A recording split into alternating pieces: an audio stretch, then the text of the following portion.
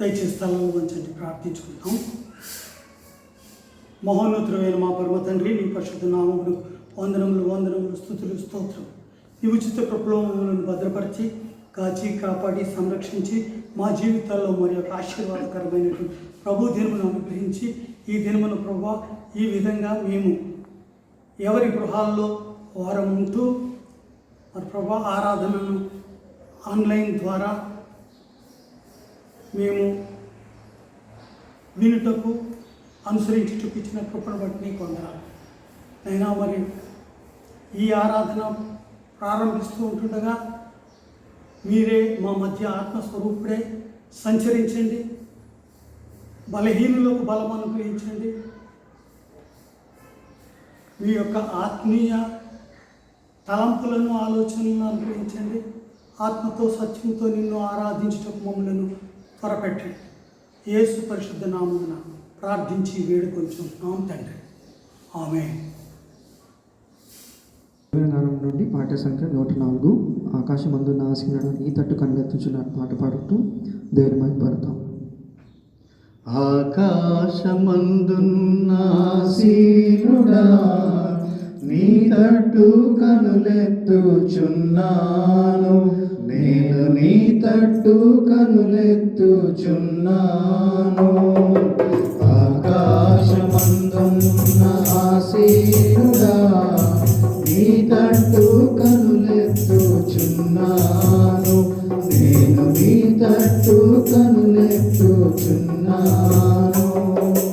దారి తప్పినా గొర్రెను నేను త్రోవ కానగా తిరుగుచున్నాను. దారి తప్పినా గొర్రెను నేను త్రోవ కానగా తిరుగుచున్నాను. కరుణించుమా యేసు కాపాడుమా, నీ తట్టు కనులెత్తుచున్నాను, నేను నీ తట్టు కనులెత్తుచున్నాను. ఆకాశమందున్న ఆసీనుడా నీ తట్టు కనులెత్తుచున్నాను, నేను నీ తట్టు కనులెత్తుచున్నాను. గాయపడిన గొర్రెను నేను బాగు చేయుమా పరమ వైద్యుడా. గాయపడిన గొర్రెను నేను బాగు చేయుమా పరమ వైద్యుడా.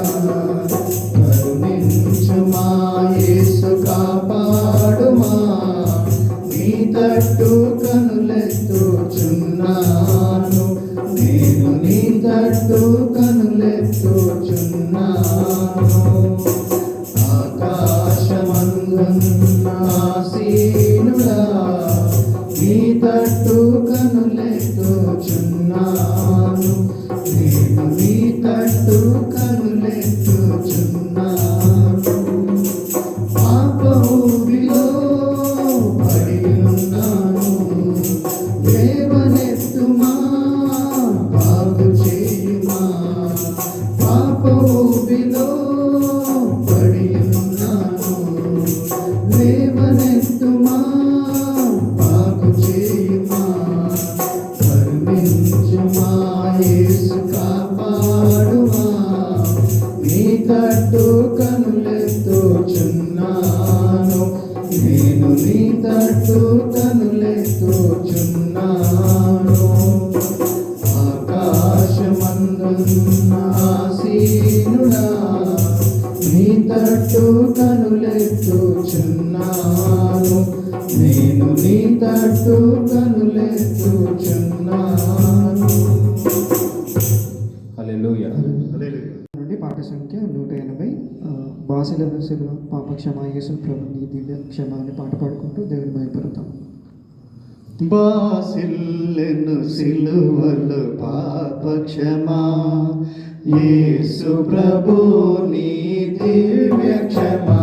బాసిల్లెను సిలువలు పాప క్షమా, కలువరిలో నా పాపము పొంచి సిలువ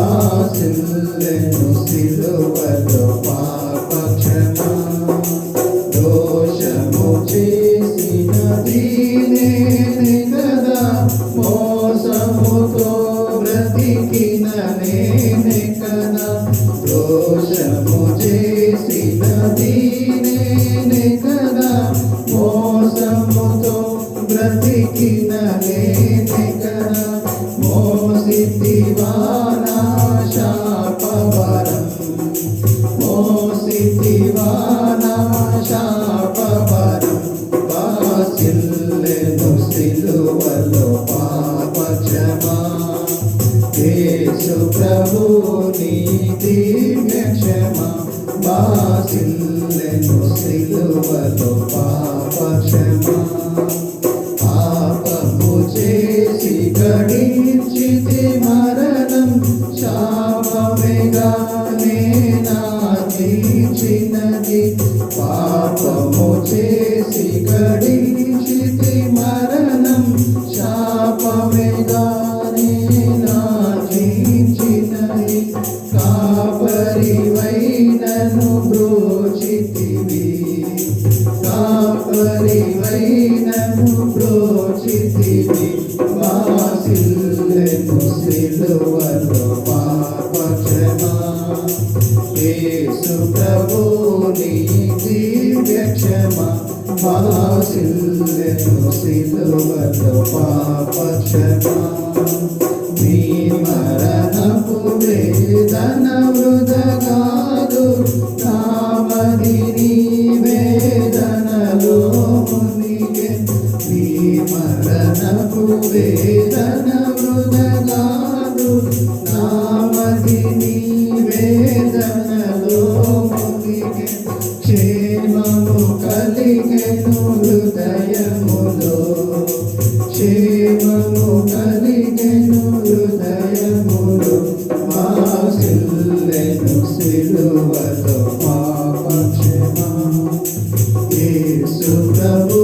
నీ దివ్య క్షమా బాసిల్లెను సిలువలో పాప క్షమా ఎందులకో నాపై ప్రేమ అందదయా స్వామి నామదికి ఎందులకో నాపై ప్రేమ అందదయా స్వామి నామదికి అందులకే భయముందితిని అందులకే భయముందితిని బాసిల్లెను సిలువలో పాప క్షమా యేసు ప్రభు నీ దివ్య క్షమా బాసిల్లెను సిలువలో పాప క్షమా నమ్మిన వారిని కాదనవనియు నెమ్మది నొసగిడి నా ప్రభుడవని నమ్మిన వారిని కాదనవనియు నెమ్మది నొసగిడి నా ప్రభుడవని నమ్మితి నీ పాదములను నమ్మితి నీ పాదములను బాసిల్లెను సిలువలో పాప క్షమా యేసు ప్రభు నీ దివ్య క్షమా బాసిల్లెను సిలువలో పాప క్షమా హల్లెలూయా జీవనగరం నుండి పాట సంఖ్య 141 యెహోవా నా కాపరి యేసయ్య నా ఊపిరి అనే పాట పాడుతూ దేవుని మహిమపరుద్దాం. పాట సంఖ్య 141.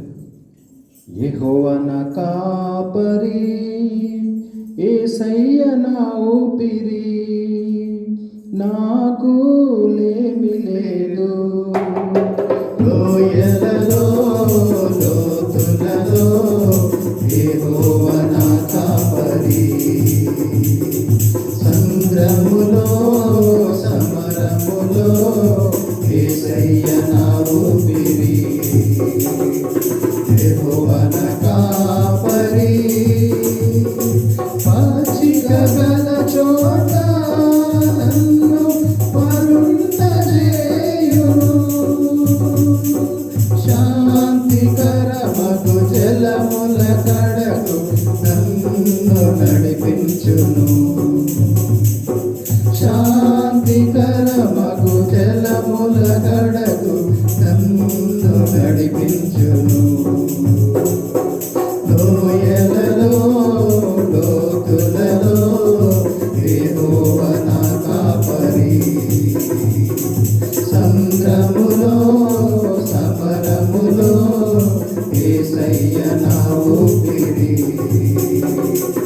యెహోవన కాపరి గాఢాంధకారపు లోయలలో సంచరించినను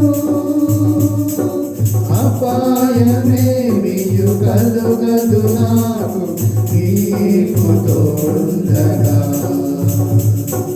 అపాయమేమియు కలుగదు నాకు నీవు తోడుండగా లోయలలో లోతులలో యెహోవా నా కాపరి సంద్రములో సమరములో యేసయ్య నా ఊపిరి యెహోవా నా కాపరి తన నామమును బట్టి నన్ను నీతి మార్గములో త్రోవ చూపి నడిపించును సేద తీర్చును త్రోవ చూపి నడిపించును సేద తీర్చును లోయలలో లోతులలో యెహోవా నా కాపరి సంద్రములో సమరములో యేసయ్య నా ఊపిరి యెహోవా నా కాపరి చిరకాలము నేను యెహోవా సన్నిధిలో నివాసముండెదను నేను నిత్యము సేవింతును నివాసముండెదను నేను నిత్యము సేవింతును లోయలలో లోతులలో యెహోవా నా కాపరి సంద్రములో సమరములో యేసయ్య నా ఊపిరి యెహోవా నా కాపరి హల్లెలూయా హల్లెలూయా. నేటి మన ధ్యాన నిమిత్తము ఏర్పాటు చేసుకున్నటువంటి పాఠ్యభాగము సంఖ్యాకాండము 13వ అధ్యాయము 17వ వచనం నుండి 20వ వచనం వరకు నేను చదువుతున్నా, గమనించండి. The book of Numbers chapter 13 verse 17 to 20. సంఖ్యాకాండము 13వ అధ్యాయం 17వ నుంచి. మోషే కనాను దేశమును సంచరించి చూచుటకు వారిని పంపినప్పుడు వారితో ఇట్లనెను, మీరు ధైర్యం తెచ్చుకొని దాని దక్షిణ దిక్కున ప్రవేశించి ఆ కొండ ఎక్కి ఆ దేశం ఎట్టిదో దానిలో నివసించు జనము బలము గలదో బలము లేనిదో కొంచెమైనదో విస్తారమైనదో వారు నివసించు భూమి ఎట్టిదో అది మంచిదో చెడ్డదో వారు నివసించు పట్టణములు ఎట్టివో వారు గుడారములలో నివసించుదరో కోటలలో నివసించుదరో ఆ భూమి విస్తారమైనదో నిస్సారమైనదో దానిలో చెట్లున్నవో లేవో కనిపెట్టవలను. మరియు మీరు ఆ దేశపు పంటలో కొన్ని తీసుకొని రండని చెప్పాను. అది ద్రాక్షల ప్రథమ పక్వకాలము. ప్రార్థన చేసుకుందాం. పరిశుద్ధుల ప్రేమ నమ్మకం కలిగినటువంటి మా ప్రియ పరలోకపు తండ్రి, ఈ ఘనమైన శ్రేష్టమైన మనకు వందనాలు స్తుతులు స్తోత్రాలు చెల్లిస్తూ ఉంటున్నాం. గడిచిన వారం అంతా ప్రభా మమ్మల్ని అందరినీ కాచి కాపాడి సజీవుల లెక్కలో ఉంచి మరి యొక్క ఆశీర్వాదకరమైనటువంటి ప్రభు దినాన్ని ప్రభా మాకు అనుగ్రహించి మిమ్మల్ని స్తుతించుటకు ఆరాధించుటకు ఈ ఆన్లైన్ మాధ్యమం ద్వారా ఈ యొక్క ప్రశస్త వాక్కులను ధ్యానించుటకు వినుటకు మాకు ఇచ్చినటువంటి సమయాన్ని బట్టి తరుణాన్ని బట్టి వందనాలు చెల్లిస్తూ ఉంటున్నాం. ఆయన మరి ఎందరో నాయన మరి గతించిపోతూ ఉన్నప్పటికీ వారికంటే ప్రభావం మేము గొప్పవారం కాదు కానీ తండ్రి, మీ ఉచితమైనటువంటి కృపను బట్టి మమ్మల్ని మీరు సజీవ లెక్కలో ఉంచి మీలో ఆనందించుటకు మిమ్మల్ని ఆరాధించుటకు ఇచ్చిన సమయాన్ని బట్టి వందనాలు. అంత సమయం ప్రభావ ఈ యొక్క ప్రశస్త వాక్కులు ధ్యానిస్తూ ఉంటుండగా పరిశుద్ధాత్ముడా నాకు మాకు సహాయం చేయండి. మీరు మాతో మాట్లాడి ఆత్మీయ స్థితిలో మమ్మల్ని బలపరిచి స్థిరపరచండి. యేసుపేట ప్రార్థించి వేడుకుంటున్నాం తండ్రి. ఆమేన్. క్రీస్తునందు ప్రియ సహోదరి సహోదరులారా, సజీవుడైన యేసుక్రీస్తు ప్రేమానంలో మీ అందరికి కూడా వందనములు శుభములు తెలియజేస్తా ఉన్నాను. ఇక్కడ మనం చదివినటువంటి పాఠ్య భాగాన్ని గమనించినట్లయితే మోషే కొంతమందిని సిద్ధపరిచినటువంటి మాటల్ని ఇక్కడ మనం చూస్తూ ఉన్నాం. మోషే కనాను దేశంను సంచరించి చూచుటకు వారిని పంపినప్పుడు వారితో ఇట్లా నేను గమనించండి, జనరల్గా మనుషులు విన్న దానికంటే కూడా దేన్నైనా చూసిన దాన్ని బాగా నమ్ముతారు. చూసింది చాలా రోజులు జ్ఞాపకం ఉంటుంది. చూసిన దాన్ని బట్టి ఒక నిర్ణయానికి వస్తారు. కాబట్టి విన్న దానికంటే చూసిన దానికి ఎక్కువ నమ్మకం పెట్టుకోవడానికి ఆస్కారం ఉంటుంది. ఈ వాక్యం ఏం సెలవిస్తుందంటే, వినుట వలన విశ్వాసం కలుగుద్ది అని వాక్యం ఉంది, కానీ చూచుట వలన విశ్వాసం కలుగుద్ది అని లేదు. ఇక్కడ వీరు మరి మన ధ్యానాంశంలో ఎవరిని చూడడానికి వెళ్ళారు, చూసిన తర్వాత వారి అభిప్రాయాల్ని ఎలా వెల్లడించారు అనేటువంటిది ద్వారా ఈ దినాన్ని మీకు నేను చెప్పాలని ఇష్టపడతా ఉన్నాను. ఇక్కడ మరి మోషే 12 గోత్రాల నుండి కూడా 12 గోత్రాల్లోని పెద్ద ప్రధానులను సెలెక్ట్ చేసుకుని వారందరినీ దేవుడిచ్చు వాగ్దాన భూమికి మీరు వెళ్ళి మీరు స్కౌటింగ్ చేసుకురండి, అంటే దానిని చూచి అంతా విచారణ చేసి తిరిగి రండి మోషే పలికినటువంటి మాటలను చూశాం.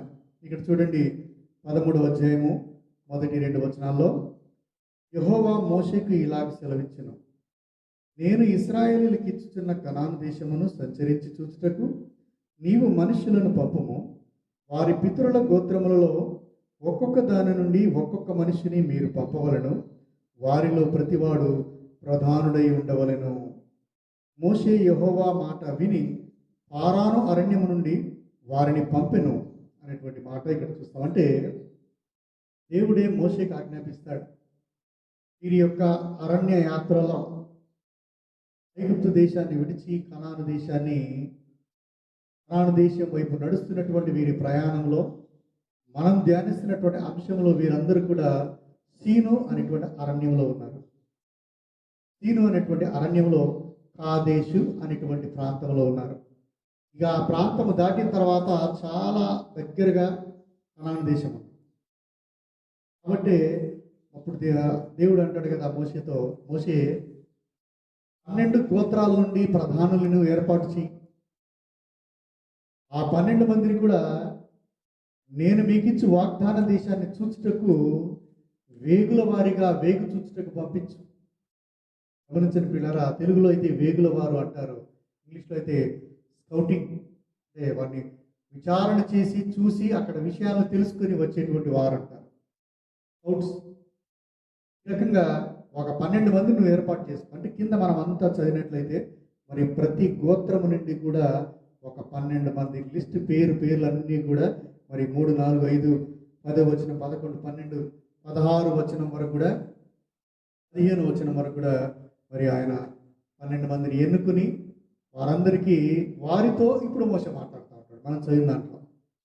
అయితే వారిని పంపబోయే ముందు ఒక మాట కూడా మనం చూస్తాం అక్కడ 16 వచనంలో ఏంటంటే, దేశమును సంచరించి చూచుటకు మోషే పంపిన మనుషుల పేర్లు ఇవి. మోషే నూను కుమారుడైన హోషేయాకు యెహోషువ అను పేరు పెట్టెను. గమనించండి, యెహోషువ అనేటువంటి పేరు వారి తల్లిదండ్రులు పెట్టినటువంటి పేరు కాదు. చాలా మందికి ఐడియా మరి ఉందో లేదో నాకు తెలియదు, కానీ యెహోషువకు ఇప్పుడున్నటువంటి పేరు, ఆయన మొదటి పేరు హోషేయ. ఈ హోషేయ అనేటువంటి పేరుని మోషే మార్చి యెహోషువ అని పెట్టాడు ఆయన. ఈ యెహోషువ ఎఫ్రాయిం గోత్రానికి చెందినటువంటి వారు. ఇది ఆ రకంగా పేరు పెట్టబడిన తర్వాత అప్పటి నుంచి కూడా ఆయన పేరుగా యెహోషువ అని పిలువబడుతుంది. ప్రత్యేకంగా మనం మరి యెహోషువ ద బుక్ ఆఫ్ జాషువా అనేటువంటి బుక్ను కూడా మనం చూస్తాం. ఆ రకంగా పేరు మార్చిన తర్వాత అప్పుడు మోషే అంటాడు కదా, మీరు ఈ కనాను చూచుటకు వెళ్ళిన తర్వాత వారితో ఇట్లా అంటాడు, మీరు ధైర్యము తెచ్చుకొని దాని దక్షిణ ప్రవేశించి ఆ కొండ ఎక్కి ఆ దేశం ఎట్టిదో దానిలో నివసించు జనులు బలము గలదో బలము లేదో, కొంచెమైనదో విస్తారమైనదో, వారు నివసించు భూమి ఎట్టిదో అది మంచిదో చెడ్డదో, వారు నివసించు పట్టణములు ఎట్టివో, వారు గుడారాల్లో నివసిస్తా ఉన్నారా, కోటల్లో నివసిస్తా ఉన్నారా, లేకపోతే వారి భూమి సారమైందో నిస్సారమైందో, అక్కడ చెట్లు ఎట్లా ఉన్నాయో అన్నీ మీరు కనుక్కొని రండి అని పిల్లరా. మరి ఆ 12 మందిని ఏర్పాటు చేసుకొని వారికి ధైర్యాన్ని చెప్పి ఆ 12 మందిని కూడా వీరు కాదేశు అనేటువంటి ప్రాంతంలో సీను అరణ్యంలోని కాదేశులో నిలిచి ఆ 12 మందిని ధైర్యపరిచి మోషే పంపినటువంటి ఆ సందర్భాన్ని పిల్లరా మరి మనం ఇక్కడ ధ్యానించాం. మరి ఈ కనాను దేశము, ఇక్కడ కనాను దేశంలో దీని యొక్క విస్తీర్ణతను కానీ ఒకసారి మనం ఆలోచించినట్లయితే ఇది పొడవుగా పైనుండి కింది వరకు ఈ కనాను దేశము మరి 150 మైళ్ళుగా ఉంది. వెడల్పుగా 60 మైళ్ళ విస్తీర్ణంలో ఉన్నటువంటి ఈ దేశము కనాను దేశము, కనాను ప్రాంతము కనాను దేశంగా ఉంటుంది.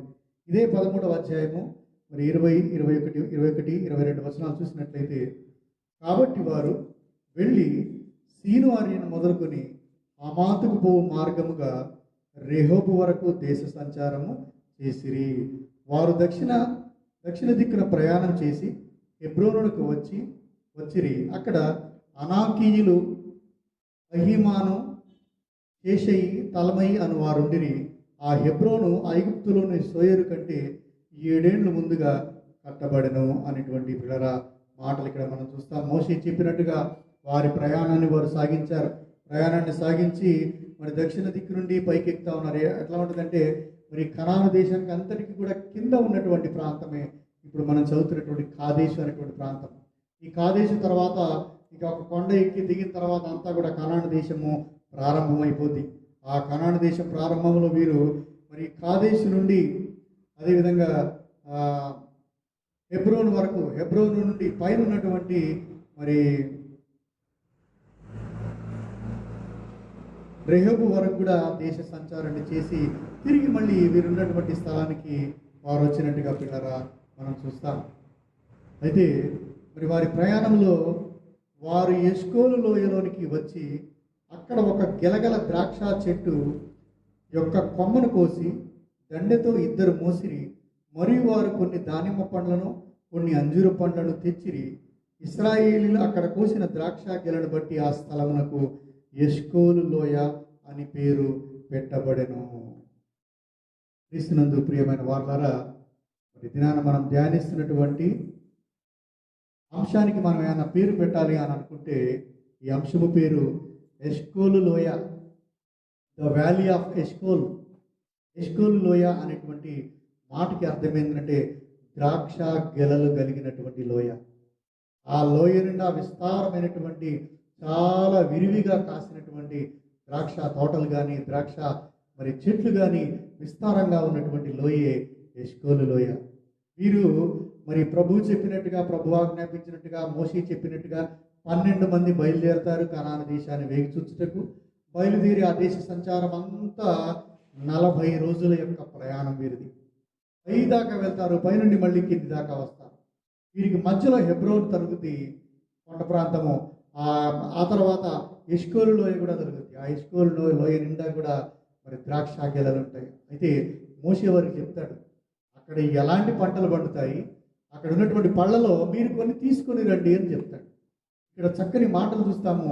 ఎష్కోలు లోయలో వారు చూసినటువంటి ద్రాక్ష చెట్లు కానీ ద్రాక్ష గెలలు కానీ బహుశా వారు చూసి ఆశ్చర్యపోయి ఉంటారు. ఎందుకంటే ఆ ద్రాక్ష గెలలు చాలా పెద్ద గెలలు. ఆ గెలలు ఎంత పెద్దగా ఉన్నాయంటే ఒక గెల ఒక మనిషి పట్టుకుంటే అది బరువుకి కిందికి పడిపోయే ఆస్కారం ఉంటుందని చెప్పి ఆ గెలలో ఒక కర్రను దూర్చి 2 మోసేటువంటి పెద్ద గెల. మరి గమనించండి, చాలామంది అనుకుంటారంటే ద్రాక్ష గెలని 2 మోస్తా ఉన్నారో దండగట్టి అంటే మరి ద్రాక్ష పండ్లు ఏమన్నా పపాయ సైజులో ఉన్నాయా, పపాయ ఫ్రూట్స్ లాగా, యాపిల్ ఫ్రూట్స్ లాగా పెద్ద పెద్దగా ఉన్నాయా అని అనుకునేటువంటి ఆలోచించేవారు. గమనించిన పిల్లరా, ద్రాక్ష పండు సైజులో తేడా లేదు, కానీ గెలకు కాసేటువంటి ద్రాక్ష పళ్ళ సంఖ్య ఎక్కువ. మామూలుగా మనం ద్రాక్ష గెలలు చూస్తే 10, 15, 20 పళ్ళు ఒక గెలకు ఉంటాయి. ఆ గుత్తికి ఉన్నటువంటి ద్రాక్ష పళ్ళు దాదాపుగా ఏ 200 300 ఉన్నాయో 500 ఉన్నాయో అన్ని ఎక్కువగా ఆ గెలకు ఆ ద్రాక్ష పళ్ళు కాసినందుకు ఒక వ్యక్తి మోయలేనంత బరువు ఉంది. అందుకే ఇద్దరు దానికి మధ్యలో కర్ర దూర్చి మోసుకొని మరి ఆ ద్రాక్ష గెలల్ని ఎష్కోలు లోయ నుండి పిల్లరా వారు తెచ్చినటువంటి సందర్భాన్ని ఇక్కడ మనం చూస్తాం. వారు ఆ పండ్లను తెస్తారు. అదేవిధంగా మరియు కొన్ని దానిమ్మ పండ్లను కొన్ని అంజూర పండ్లను కూడా తెచ్చినట్టుగా చూస్తాం. ఆ ప్రాంతంలో దానిమ్మ పళ్ళు చాలా విస్తారంగా ఉన్నాయి, అంజూర పళ్ళు చాలా విస్తారంగా ఉన్నాయి. కనాను దేశంలో మనం చూసినట్టయితే ఒలివ చెట్లు అయితే విస్తారమైనటువంటి ఒలివ చెట్లు ఉన్నాయి. కానీ ఈ యొక్క ఎష్కోలు లోయలో దానిమ్మ పండ్లు చాలా బాగా పండుతూ ఉన్నాయి.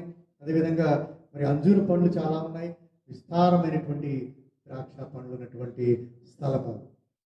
ఆ స్థలము నుండి మరి కొన్ని శాంపిల్గా కొన్ని ఫ్రూట్స్ తీసుకొని రమ్మని మోషే చెప్తే వీరు తీసుకొస్తున్నటువంటి ఫ్రూట్స్ ఏంటంటే గ్రేప్స్ తీసుకొని ఒక పెద్ద గెల తీసుకున్నారు, కొన్ని పొమోగ్రానేట్స్ దానిమ్మ పళ్ళు తీసుకున్నారు, అదేవిధంగా ఫిగ్స్ మరి అంజూర పళ్ళని వారు తీసుకొని తిరిగి మోషే వీళ్ళందరూ ఎక్కడ ఉన్నారో ఆ స్థలానికి పిల్లలు వస్తారు. గమనించండి 25వ వచనంలో వారు 40 దినములు ఆ దేశమును సంచరించి చూచి తిరిగి వచ్చిరి. వారి ప్రయాణం అంతా నడకనే. కొండలు గుట్టలు లోయలు అదేవిధంగా పట్టణాలు పల్లెలు గ్రామాలు అన్నీ నడుచుకుంటూ పైదాకా వెళ్తారు. ఆ పైన బార్డర్ ఎండ్ అయిపోయిన తర్వాత తిరిగి వారి ప్రయాణం కింది వరకు వస్తుంది. ఇది అంతా జరగడానికి వారికి సుమారుగా 40 దినాల సమయం పడుతుంది. 40 దినాలకు తిరిగి వారు మోషే ఎక్కడైతే ఉన్నారో ఆ ప్రాంతానికి వారు వెళ్ళి పారారు అరణ్యమందలి కాదేశులో ఉన్న మోషే ఆహారంలో ఎద్దుకు ఇశ్రాయేలుల సర్వ సమాజం వద్దకు వచ్చి వారికి ఆ సర్వ సమాజమునకు సమాచారం తెలియజెప్పి ఆ దేశపు పండ్లను వారికి చూపించిరి. వారు గమనించండి, ఫలానాది ఇట్లా ఉంది అని చెప్పే కంటే ఇదిగో చూడండి అక్కడ ఉన్నటువంటి పనులు ఇట్లా ఉన్నాయి అని చూపించారు. అందుకే మోషే అంటాడు, మీరు వెళ్ళి ఉట్టి చేతులతో రావద్దు, అక్కడ ఉన్నటువంటి ఏదైనా తెస్తే దానిని బట్టి మనము అంచనా వేయచ్చు. అక్కడి దేశము ఎంత సారవంతమైంది, అక్కడి ఫలాలు ఎంత మరి రుచికరమైనవి, మంచి రకం మేలు రకమైనటువంటి అర్థమైతే చెప్పిన రీతిగా వారు అక్కడి నుంచి పండ్లన్నీ తీసుకొని వస్తే ఈ కాదేశంలో ఉన్నటువంటి మోషే దగ్గరికి వచ్చి ఆ జనాలందరి దగ్గరికి ప్రజలందరి దగ్గరికి వచ్చి వాటిని వారు కనపరుస్తారు. పిల్లలు కనపరుస్తారు. అక్కడి నుంచి చూడండి వారు అతనికి తెలియపరచినది ఏమనగా, నీవు పంపిన దేశమును వెళితిమి, అది పాలు తేనెలు ప్రవహించు దేశమే, దాని పండ్లు ఇవి అనేటువంటి మాటలు పిల్లరా ఇక్కడ మనం చూస్తాం. పిల్లరా గమనించండి, వారు తీసుకొచ్చినటువంటి పండ్లను చూపించి దాని పండ్లు ఇవి అని వారు మరి వారికి ఆ పండ్లను చూపించినట్టుగా చూస్తాం. ఇంతవరకు కూడా అంత బాగానే ఉంది. 12 మంది చూడడానికి వెళ్ళారు. 12 మంది కూడా చూసిన దాన్ని అక్కడ ఉన్నటువంటి పళ్ళను సేకరించారు. వాటిని తీసుకుని వచ్చి మరి మోషే దగ్గర ప్రజల దగ్గర సర్వ సమాజం దగ్గర ఆ పండ్లను పెట్టారు. పెట్టిన తర్వాత ఇప్పుడు ఈ 12 మందిలో 2 బ్యాచ్లుగా మారుతారు. ఒక బ్యాచ్లో 2 ఉంటారు, కాలేబు యెహోషువ. ఈ కాలేబు యూదా గోత్రానికి చెందినవాడు.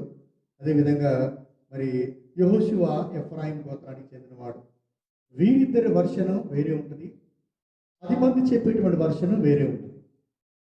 మొదటిగా అసలు ఈ కాలేబు యెహోషువలు ఏం చెప్తారు అనేటువంటి మాటల్ని మనము చూద్దాం. ఇక్కడ చూడండి, మరి అయితే ఆ దేశంలో నివసించు జనులు బలవంతులు, వారి పట్టణములు ప్రాకారములు గలవి, అవి మిక్కిలి గొప్పవి, మరియు అక్కడ అనాకీలను చూచితిమి. గమనించండి, వారు సంచరించి వెళ్తా ఉంటే అక్కడ అనాకీలు అనేటువంటి జాతి ప్రజలను చూస్తారు. వీరు అనాకు యొక్క సంతతి వారు, అనాకు సంతతి వారు. ఈ అనాకు సంతతి వారి యొక్క 3 పేర్లు కూడా అక్కడ రాయబడ్డాయి. ఈ అనాకు సంతతి వారి ప్రత్యేకత ఏంటంటే వీరు సామాన్య ప్రజల కంటే దాదాపు 1 ఫీటు 2 ఫీట్లు ఫీటున్నర హైట్ ఉంటారు. మామూలు మనుషుల కంటే మామూలు మనుషులు 5-6 ఫీట్లు ఉంటే వీళ్ళు దాదాపుగా 6.5-7 ఫీట్లు, అంటే భారీగా హైట్ పర్సనాలిటీ ఉన్నటువంటి ప్రజలే ఈ యొక్క అనాకీలు. ఈ అనాకీలు మేము అక్కడ చూసాము. అదేవిధంగా చూడండి, మరి అమాలేకీలు దక్షిణ దేశంలో నివసిస్తున్నారు, హిత్తీలు యెబూసీయులు అమోరీయులు కొండ ప్రాంతాల్లో నివసిస్తున్నారు, కనానీయులు సముద్రం యొద్ద యోర్దాను నది ప్రాంతంలో నివసిస్తున్నారు అని చెప్పి కాలేబు మోషే ఎదుట జనులను నిమ్మలపరిచి, మనము నిశ్చయముగా వెళుదము, దానిని స్వాధీనపరుచుకుందుము, దాన్ని జయించుటకు మనకు శక్తి చాలునను. హల్లెలూయా. గమనించండి, యెహోషువ కాలేబుల యొక్క వర్షను చాలా బాగున్నట్టుగా చూస్తాం. వాళ్ళు అంటారు కదా, ఆ ప్రాంతానికి వెళ్ళాము, అక్కడ భూమి చాలా సారవంతంగా ఉంది, అక్కడ గొప్ప గొప్ప పట్టణాలు ఉన్నాయి, ఆ పట్టణాల చుట్టూ కూడా ప్రతి పట్టణానికి ఎత్తైనటువంటి మరి గోడలు ఉన్నాయి సెక్యూరిటీగా. అయితే అక్కడ మరి దేహదారుఢ్యం కలిగినటువంటి మంచి బలిష్ఠులైనటువంటి అనాకీలను కూడా మేము హెబ్రోను ప్రాంతంలో చూసాము. ఎందుకంటే ఆ హెబ్రోను ప్రాంతంలోనే వారు ఆ అనాకీయుల్ని చూస్తారు, మిగిలిన ప్రాంతాల్లో మామూలు మనుషుల్ని చూస్తారు. అనాకీలు ఆ హెబ్రోను ప్రాంతంలో చూసాం. అక్కడ మంచి పంట పండేటువంటి సారవంతమైనటువంటి నేలలు ఉన్నాయి. ఇదిగో చూడండి, మేము ఎష్కోలు లోయ నుండి తెచ్చినటువంటి ద్రాక్ష గెల, అదేవిధంగా దానిమ్మ పండ్లు, అంజూర పండ్లని వారికి చూపించి కాలేబు అంటాడు కదా, అక్కడ అంత మరి విస్తారమైనటువంటి మంచి నేల ఉన్నా, బలం కలిగినటువంటి జనం ఉన్నా కూడా ఆయన అనుకున్నటువంటి మాట ఏంటంటే, మనము నిశ్చయముగా వెళుదాము, దాన్ని స్వాధీనపరుచుకుందాము, దాన్ని జయించుటకు మనకు శక్తి చాలును. ఇలా గమనించండి, వీరైతే దాస్యములో 420-30 సంవత్సరాలు ఐగుప్తులో మగ్గి, అరణ్యములో సరైనటువంటి వారికి మరి రెస్ట్ లేక ప్రయాణం సాగిస్తూ సంవత్సరాలు గడిచిపోయినటువంటి పరిస్థితుల్లో వీరున్నారు. వీరి దగ్గర దాదాపుగా ఎలాంటి యుద్ధ సామాగ్రి ఏమీ లేవు. కానీ కాలేబు యెహోషువల అంటున్నటువంటి మాట ఏంటంటే, వారు చాలా దేహదారులు అయినప్పటికీ, అనాకు వంశస్థులు అయినప్పటికీ కూడా మనము ఖచ్చితంగా వెళ్తాము, మనము ఖచ్చితంగా ఆ దేశాన్ని జయిస్తాము, అదేవిధంగా దాన్ని జయించుటకు మనకు శక్తి చాలును అంటారు. ఎక్కడిదండి పిల్లరా మరి వీళ్ళకి ధైర్యం? ఎక్కడిది ధైర్యం? యెహోషువ కాలేబులు ఏ రకంగా మరి ఈ రకమైనటువంటి మాటలను పలుకుతా ఉన్నారు అనేటువంటిది మనము జాగ్రత్తగా గమనించవలసినటువంటి అవసరత ఉంది. ఎందుకంటే ఈ ప్రయాణం అంతట్లో కూడా బలిష్టమైనటువంటి దేవుని హస్తము, దేవుని కార్యాలు ఇవన్నీ కూడా యెహోషువ కాలేబులు చాలా చూచి దేవుని మహిమపరిచి మరి దేవుని అందు విశ్వాసం ఉంచి వారు మోషేతో పాటుగా మరి ఆయన అనుచరులుగా సాగుతూ ఉన్నారు. కాబట్టి దేవుని ప్రతి కార్యాన్ని వారు చూస్తూ ఉన్నారు. దేవుని యొక్క శక్తి బలం చాలా వారికి తెలుసు. ఎందుకంటే మనము పోరాడేది మనమైనా కూడా మన పక్షంలో యుద్ధం చేయవాడు యెహోవానే. ఎందుకంటే ఆయన సైన్యములకు అధిపతి అయినటువంటి యెహోవా అన్న సంగతి ఖచ్చితంగా కాలేబుకు, అదేవిధంగా మరి యెహోషువకి బాగా తెలుసు. కాబట్టి గొప్ప ధైర్యంతో వాళ్ళు ఏమంటారంటే, ఖచ్చితంగా వారిని జయించుటకు మన శక్తి చాలునని. అసలు జాగ్రత్తగా ఆలోచిస్తే వారి శక్తి సరిపోదు. అసలు సౌలు కాలంలో మనం చూస్తే ఒక వ్యక్తే దారుఢ్యం కలిగినటువంటి హై పర్సనాలిటీ కలిగినటువంటి గోలియాతు ఒక వ్యక్తి ఈ ఇశ్రాయేల్ ప్రజలందరి మీదకి సవాలు విసురుతూ ఉంటాడు. ఎవరైనా సరే సింగిల్గా రండి, నేను ఓడిపోతే మా దేశం ఓడిపోయినట్టే, మీరు ఓడిపోతే మీ దేశాన్ని మాకు. ఆయన ఒక వ్యక్తి సవాలు విసిరితేనే భయపడ్డటువంటి వ్యక్తులు అక్కడ అనాకీలు చాలామంది ఆ హెబ్రోను ప్రాంతంలో ఉన్నారు. ఒక రకంగా చెప్పాలంటే మరి శారీరక సంబంధంగా ఆలోచించినట్లయితే వాళ్ళని గెలవలేరు, వీరి శక్తియుక్తులతో అయితే వాళ్ళని గెలవలేరు. బట్ దేవుడు మన పక్షాన ఉన్నాడు, సర్వశక్తివంతుడు మన పక్షాన ఉన్నాడు, సైన్యములకు అధిపతి అయినటువంటి యెహోవా మన పక్షాన ఉన్నాడు. మన పక్షముగా యుద్ధము చేయి దేవుడు మన పక్షాన ఉన్నాడు. ఆయనే మన పక్షముగా యుద్ధము చేయవాడు, మనకు జయాన్ని ఇచ్చేవాడు ఆయనే అనేటువంటి విశ్వాసంతో పిల్లరా, విశ్వాస సంబంధమైన మాటలని యెహోషువ కాలేబులు పలికినట్టుగా చూస్తాం. అయితే పిల్లరా ఒకసారి మరి గమనించండి, అసలు దేవుని వాగ్దానం ఏంటి? దేవుని వాగ్దానము కూడా ఒకసారి మనం చూద్దాం. అంతకంటే ముందు మరి మిగిలినటువంటి ఈ 10 మంది ప్రజలు పలికినటువంటి మాటలు కూడా ఒకసారి చూద్దాం. ఇదే 11వ అధ్యాయము 31వ వచనం నుండి 33వ వచనం వరకు చదువుతున్నా. చూడండి, సంఖ్యాకాండము 13వ అధ్యాయం 31 నుండి 33 వరకు.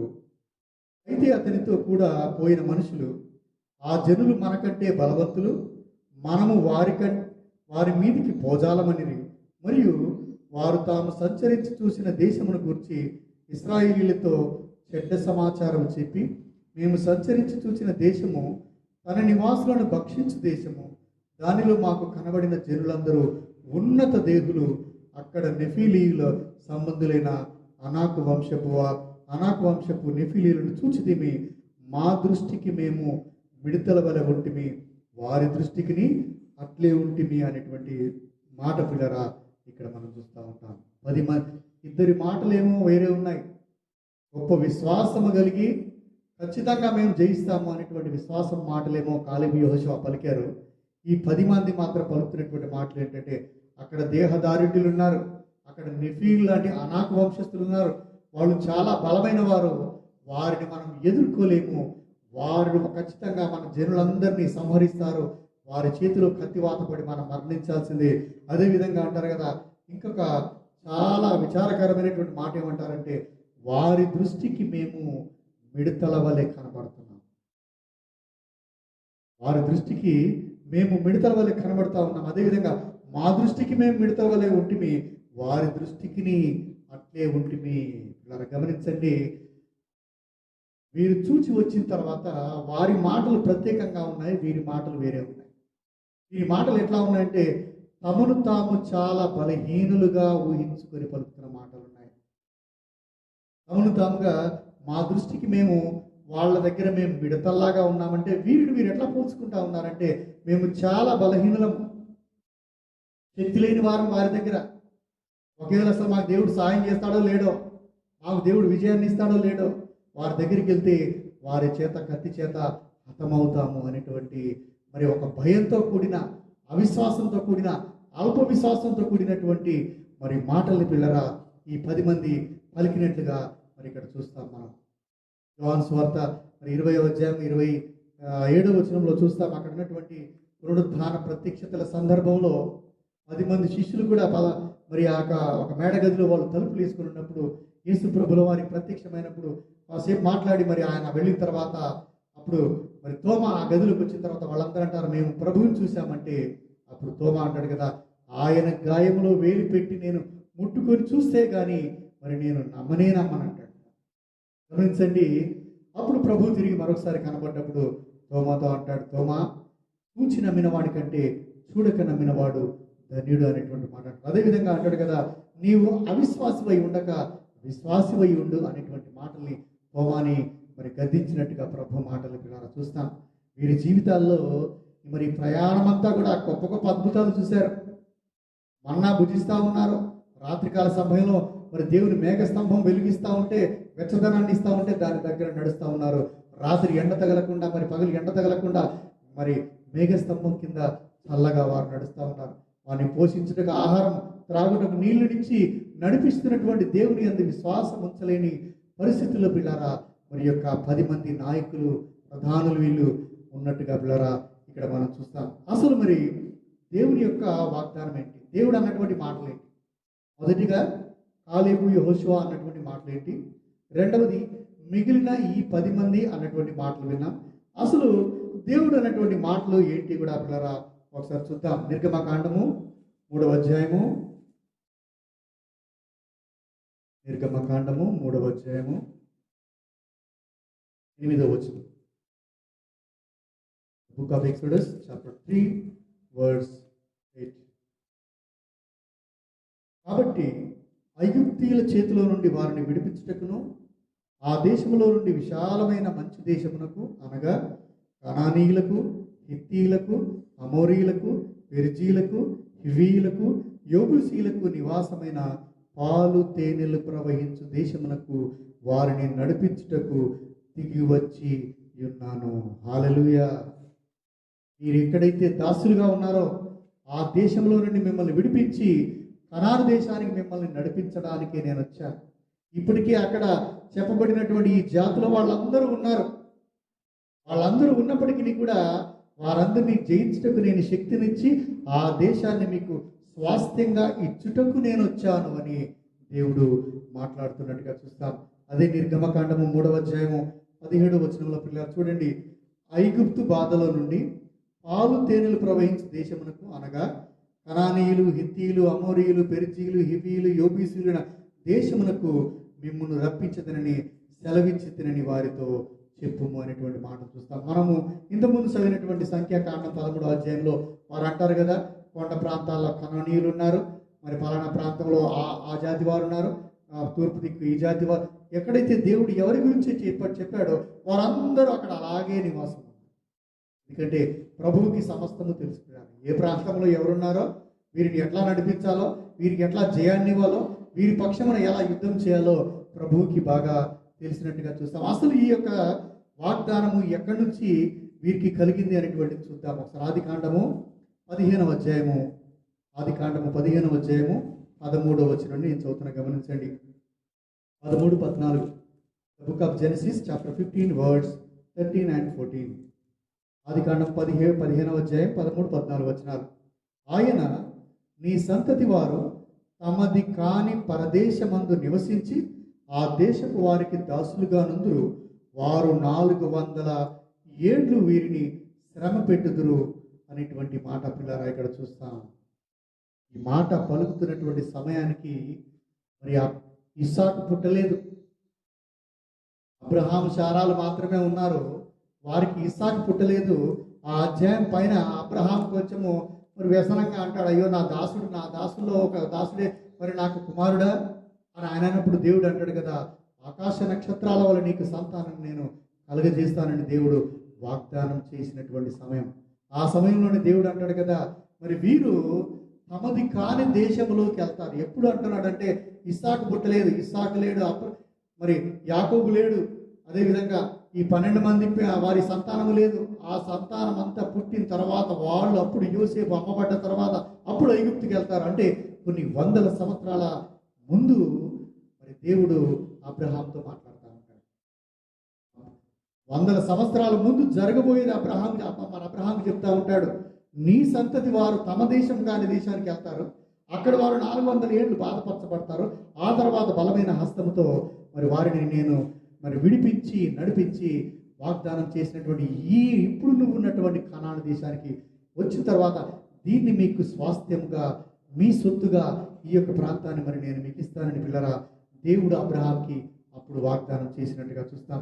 అదే ఆదికాండము 50వ అధ్యాయము 24వ వచనం చూసినట్లయితే, ఆదికాండము 24వ వచనం 50వ అధ్యాయం 24వ వచనంలో యోసేపు తన సహోదరులను చూచి, నేను చనిపోవచ్చున్నాను, దేవుడు నిశ్చయముగా మిమ్మల్ని చూడవచ్చి ఈ దేశంలో నుండి తాను అబ్రహాము ఇస్సాకు యాకోబుతో ప్రమాణం చేసి ఇచ్చిన దేశమునకు మిమ్మను తీసుకొని పోవునని చెప్పాను. పిల్లలు గమనించండి, ఇది మరి యోసేపు ఆయన అవసాన దశలో మరణిస్తున్నటువంటి కాలంలో ఆయన అన్నదమ్ములందరినీ బంధుమిత్రాదుల్ని పిలిచి పలుకుతున్నటువంటి మాటలు. అప్పుడు ఆయన అంటాడు కదా, దేవుడు ఖచ్చితంగా మిమ్మల్ని చూడడానికి వస్తాడు, ఆయన మిమ్మల్ని ఈ ప్రాంతం నుండి విమోచిస్తాడు. ఫస్ట్ చదివినటువంటి 15వ అధ్యాయంలోనేమో అసలు అప్పుడు ఇస్సాకు లేడు, యాకోబు లేడు, యోసేపు లేడు, ఎవరు లేరు. అప్పుడే అంటాడు దేవుడు, మీరు 400 ఏళ్ళు ఐగుప్తులో దాసులుగా ఉంటారు, నేను మిమ్మల్ని విడిపిస్తాను. ఇప్పుడు యోసేపు అనేటువంటి సందర్భం ఎట్లాంటిదంటే, మీరు మరి ఆ ప్రాంతానికి వచ్చారు.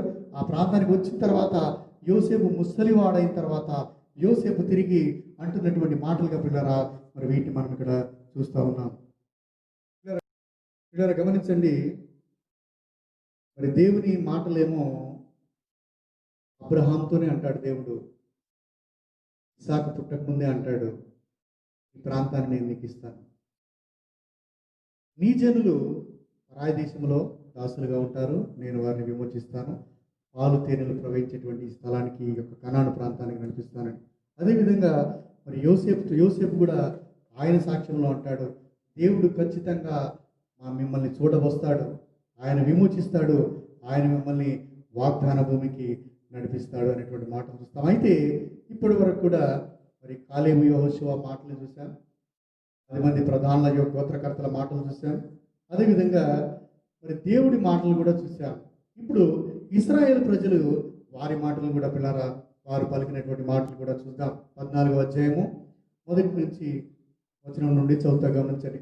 అప్పుడు ఆ సర్వ సమాజం ఎలుగెత్తి కేకలు వేసెను, ప్రజలు ఆ రాత్రి ఎలుగెత్తి ఏడ్చిరి, మరి ఇశ్రాయేలీలందరూ మోషే అహరోనులపై సనుగుకొనిరి. ఆ సర్వ సమాజము, అయ్యో ఐగుప్తులో మేమేల చావలేదు, ఈ అరణ్యమందు మేమేల చావలేదు, మేము కత్తివాత పడినట్లు యెహోవా మమ్మను ఈ దేశంలోనికి ఎలా తీసుకుని వచ్చెను, మా భార్య పిల్లలు మా పిల్లలు కొల్లపోదురు, తిరిగి ఐగుప్తు వెళ్ళుటకు మాకు మేలు కాదా అని వారితో అనిరి. వారు, మనము నాయకుడిని ఒకరిని నియమించుకొని ఐగుప్తునకు తిరిగి వెళుదామని ఒకరితో ఒకడు చెప్పుకొనగా అనేటువంటి మాట చూస్తాం. వీరి వర్షన్ అయితే ఇంకా ఘోరంగా ఉంది. ఆ 10 మంది అయితే వారు చాలా దేహదారుఢ్యం కలిగిన వారు, వారి దృష్టికి మేము మిడతల్లాగా ఉన్నామన్నారు. వీళ్ళైతే ఎలుగెత్తి ఏడుస్తారంట, రాత్రంతా ఏడుస్తారంట. ఏడ్చి అంటారు కదా, అసలు మమ్మల్ని దేవుడు ఈ ప్రాంతంలో మరి నశింపజేయుటకు మరి చావులాగిన ఈ అరణ్య ప్రాంతంలోకి మమ్మల్ని తీసుకొని వచ్చాడా? ఈ అరణ్యంలో మేము చనిపోయినా బాగుండేది, మా భార్య బిడ్డలందరూ కూడా చనిపోయే పరిస్థితి, కాబట్టి ఇక్కడ మేము ఒక్క క్షణం కూడా ఉండం. మనలో మనం ఎవరినైనా నాయకుడిని ఎన్నుకొని తిరిగి ప్రయాణం బట్టి ఐగుప్తు దేశానికి మేము వెళతాము అనేటువంటి మాటల్ని పిల్లరా ఇజ్రాయేలు సర్వ సమాజం పలికినట్టుగా చూస్తాం. అంటే వీరి యొక్క విశ్వాస యాత్ర, వీరి యొక్క మాటలు ఎట్లా ఉన్నాయంటే బ్యాక్ స్లైడింగ్ మాటలు, వెనుక తిరిగే మాటలు, విశ్వాసాన్ని కోల్పోయినటువంటి మాటలు. దాదాపుగా మరి ఎన్నో అద్భుతాలని, ఆశ్చర్య కార్యాలని వారు చూసినప్పటికీ కూడా ప్రభునందు దేవుని యందు విశ్వాసం ఉంచక దాదాపుగా కనానుకి ఇటువైపు ఉన్నటువంటి ఆదేశంలో వాళ్ళు ఉండి, అప్పుడు వారు అంటారు కదా, ఇక్కడి నుంచి తిరిగి మేము రిటర్న్ వెళ్తామని మోషే అహరోన్లకి దేవునికి వ్యతిరేకంగా వారు సనుగుకున్నట్టుగా ఇక్కడ మనం చూస్తాం. ఎందరైతే సనుక్కున్నారో గునుక్కున్నారో కూడా మరి వారందరూ కూడా అరణ్యమందు నశించే వారిగా ఉన్నట్టుగా చూస్తాం. విశ్వాసంలో దిగజారినటువంటి విశ్వాసం, క్రైస్తవ విశ్వాస జీవితంలో రక్షణ పొందినటువంటి కొద్ది దినాల్లో చాలా గొప్పగా ప్రతి మరి ఆదివారము సమయానికి మందిరానికి రావడము, ఆరాధనలో పాల్గొనడము, ఈ రకంగా చేసేవారిని చూస్తాం. వారి జీవితంలో కొన్ని సంవత్సరాలు గతించిన తర్వాత, ఏదైనా శ్రమలు వచ్చిన తర్వాత, ఆ శ్రమలను బట్టి వారి జీవితం ఎట్లా అయిందంటే చిన్నగా మందిరానికి వెళ్ళడం మరి వారు నిలిపివేయడం జరుగుతుంది. ఆ తర్వాత ప్రార్థన చేయడం మానేస్తారు, బైబిల్ చదవడం మానేస్తారు, సంఘ విశ్వాసులతో సహవసించడం మానేసి విశ్వాసంలో వెనుకడుగేసేవారిగా ఉంటారు. మానవ జీవితంలో క్రైస్తవులు కానివ్వండి, అన్యులు కానివ్వండి, అందరికీ శ్రమలు వస్తాయి, అందరికీ ఈతి బాధలు, వ్యాధులు అందరికీ ఖచ్చితంగా వస్తూనే ఉంటాయి. అయితే వీటన్నిటిలో కూడా మనకు జయాన్ని ఇచ్చేవాడు మన దేవుడు అనేటువంటి గొప్ప విశ్వాసము, నిరీక్షణ క్రైస్తవులు కలిగి ఉండవలసినటువంటి అవసరం ఉంది. దేవుని యొక్క అద్భుత ఆశ్చర్య కార్యాలు వీరు చూచారు, నడుస్తూ ఉన్నప్పటికీ కూడా వారి జీవితంలో వారు అంటారు కదా, మేము తిరిగి వెళ్తాం, మాలో ఒక నాయకుడిని ఎన్నుకోండి, మనం తిరిగి మన దేశానికి, అక్కడికి ఐగుప్తు దేశానికి, అంటే తిరిగి మేము బంధకాల్లోకి వెళ్తాం, తిరిగి మేము ఆ దాసులుగానే జీవిస్తాం, కానీ స్వతంత్రులుగా జీవించము, వాగ్దాన దేశానికి వెళ్ళలేము అనేటువంటి భయంకరమైన మరి సనుగులతో కూడినటువంటి అవిశ్వాసపు మాటలు పిల్లరా మరి వారు పలికినట్టుగా ఇక్కడ మనం చూస్తాం. అదే సంఖ్యాకాండము 15-16 వచనాలు చూడండి.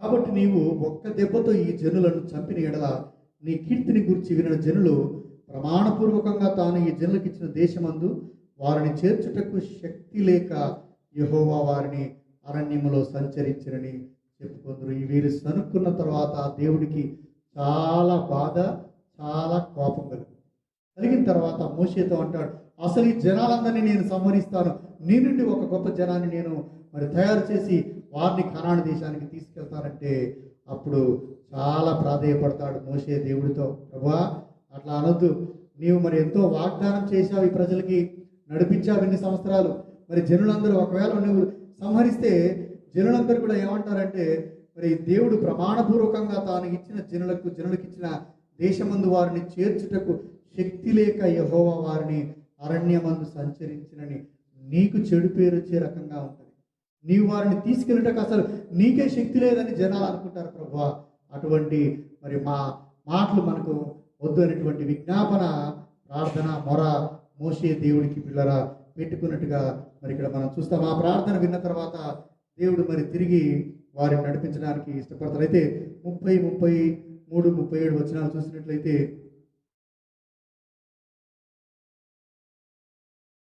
యెఫున్నె కుమారుడైన కాలేబును, నూను కుమారుడైన యెహోషువ తప్ప మిమ్మును నివసింపజేయుదునని నేను ప్రమాణం చేసిన దేశమందు మీలో ఎవరును ప్రవేశింపరు, ఇది నిశ్చయము. అయితే వారు కొల్లపోదునని మీరు చెప్పిన మీ పిల్లలను నేడు ఆ దేశంలోనికి రప్పించదును, మీరు తృణీకరించిన దేశమును వారు స్వతంత్రించుకొనుదురు. అయితే మీ శవములు ఈ అరణ్యములో రాలును, మీ శవములు ఈ అరణ్యములో క్షయమగు వరకు మీ పిల్లలు ఈ అరణ్యములో 40 ఏండ్లు తిరుగులాడుచు మీ వ్యభిచార శిక్షను భరించెదరు. మీరు ఆ దేశమును సంచరించి చూచిన 40 దినముల లెక్క ప్రకారము దినమునకు 1 సంవత్సరము చొప్పున 40 సంవత్సరములు మీ దోష శిక్షను భరించి నేను మిమ్మల్ని త్రోసివేసినట్టు తెలుసుకొందురు. పిల్లలు గమనించండి, దేవుని యొక్క ఉగ్రత కోపము ఆ ప్రజలపై రగులుకుంటుంది.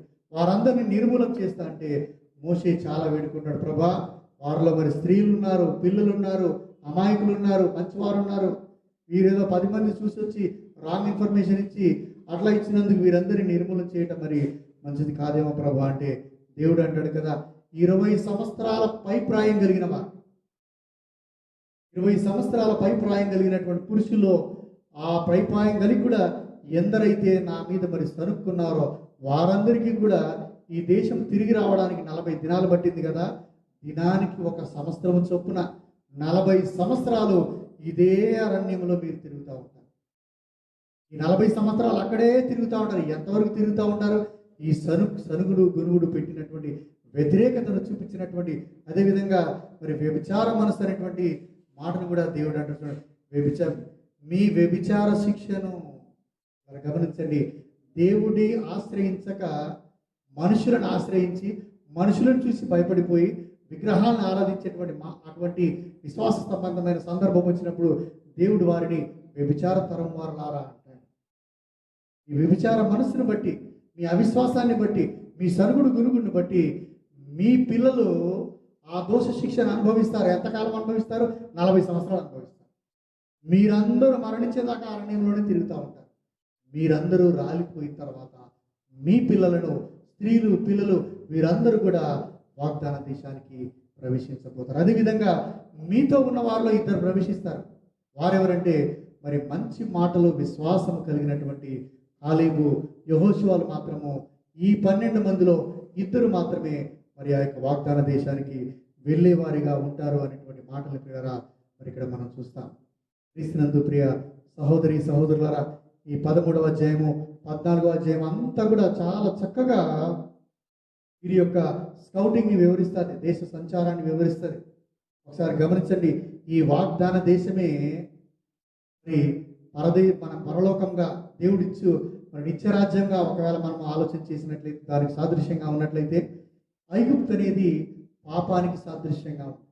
ఈ ప్రయాణం అంతా కూడా, ఈ శ్రమలతో కూడినటువంటి ప్రయాణం అంతా కూడా క్రైస్తవ విశ్వాస శ్రమలతో కూడిన విశ్వాస జీవితానికి సాదృశ్యంగా ఉంది. సహోదరి సహోదరులారా, ఈ విశ్వాస జీవితంలో ఎన్నో ఇరుకులు ఇబ్బందులు రావచ్చు, ఎన్నో శ్రమలు కలగచ్చు, ఎన్నో మరి అనారోగ్య పరిస్థితులకి మనం గురి కావచ్చు, ఎన్నో ఇరుకులు ఇబ్బందుల్లో మనం ఉండొచ్చు. అటువంటి ఇబ్బందికర పరిస్థితులు వచ్చినప్పుడు వెనక అడుగు వేయుట అది మంచిది కాదు అనేటువంటి విషయాన్ని గుర్తుపెట్టుకోవాలి. అటువంటి పరిస్థితుల్లో దేవునికి వ్యతిరేకంగా సనుక్కొనుట, దేవుని దూషించుట అది మంచి విషయం కాదు అనేటువంటి గుర్తుపెట్టుకోవాలి. ఎన్ని శ్రమలు కష్టాలు వచ్చినప్పటికీ కూడా మరి వారందరూ కూడా మిగిలిన వారు ఏ రకంగా వాగ్దాన దేశానికి మరి చేరగలిగారో, క్రైస్తవ విశ్వాసి ప్రతి వాడు కూడా దేవుని యందు విశ్వాసం నుంచి ఎలాంటి శ్రమలు వచ్చినా కష్టాలు వచ్చినా కూడా ప్రభువుపై భారం వేసి నన్ను నడిపించువాడు సర్వశక్తివంతుడు అనేటువంటి విశ్వాసంతో ముందుకు సాగినట్లయితే ఏ శ్రమ కూడా నిన్ను కాల్చలేదు, నిన్ను నశింప చేయలేదు. అది చివరిగా దేవుడిచ్చి మోక్ష రాజ్యానికి చేర్చే విధంగా ఉంటుంది. ఏ సోదరి సోదరు, వారి శ్రమల్లో వారందరూ ఎక్కడికి చేరారంటే కాదేశు కనాను మరి ఎష్కోలు లోయలోకి, అదేవిధంగా కనాను దేశంలోకి చేరారు. పాలు తేనెలు ప్రవహించేటువంటి మరి సారమైనటువంటి దేశానికి ఆ జనాలంగా నడిపించబడ్డారు. దేవుడు వారికి స్వాస్థ్యంగా ఆ దేశాన్ని ఇచ్చాడు.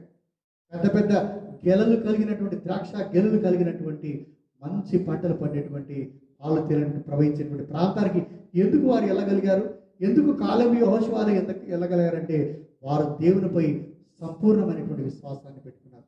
వారి మీద వారు విశ్వసించలేదు, వారి శక్తియుక్తుల మీద, వారికి ఉన్నటువంటి బలం మీద వారు విశ్వాసం ఉంచలేదు. కానీ దేవుడి నడిపింపు మీద, దేవుడి సన్నిధి మీద, దేవుడి శక్తి మీద వారు విశ్వాసం ఉంచారు. కాబట్టి ఆ కానాను వాగ్దాన దేశాన్ని ఆ 2 చూడగలిగారు.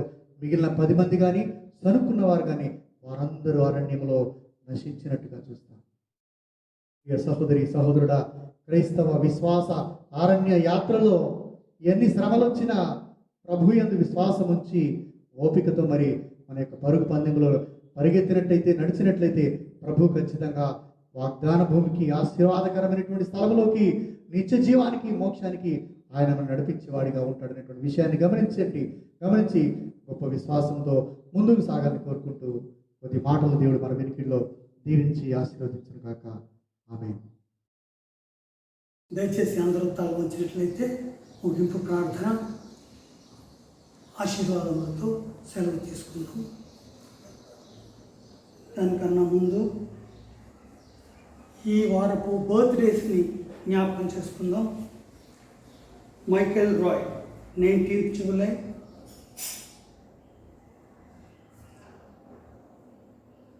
చందన కంప 24th జూలై,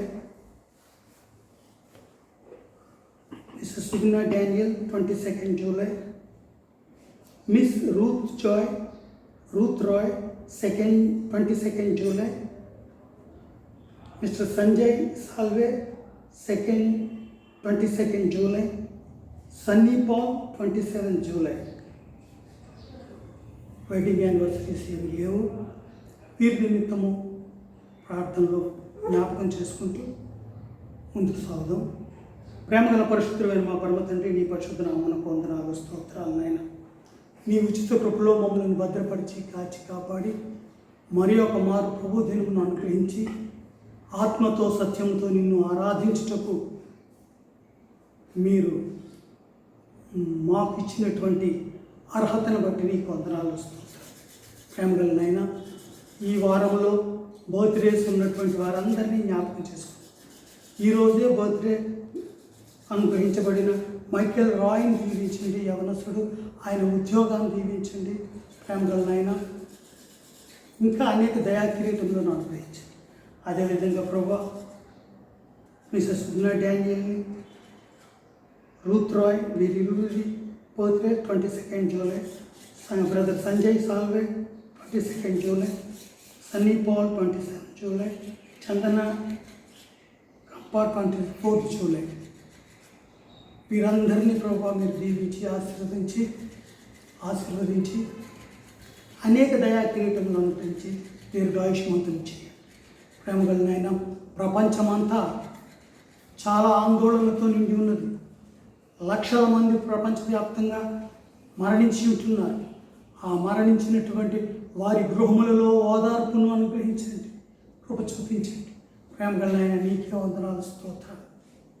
అదేవిధంగా ప్రభా, మరి ఈ మహమ్మారిని జెహోవా రాఫా హస్తంతో మీరు అడ్డగించి దానిని ప్రభా నాశనం చేయండి. ఇంకా సంక్రమించకుండా దానికి శక్తిహీనం చేయండి.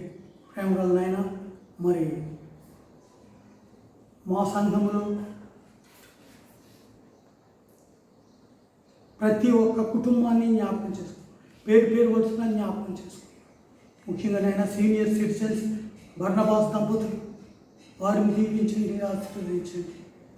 నేను మరి మా ప్రియులు పాల్ రాజు గారు నీ పిలుపుని అందుకున్నారు.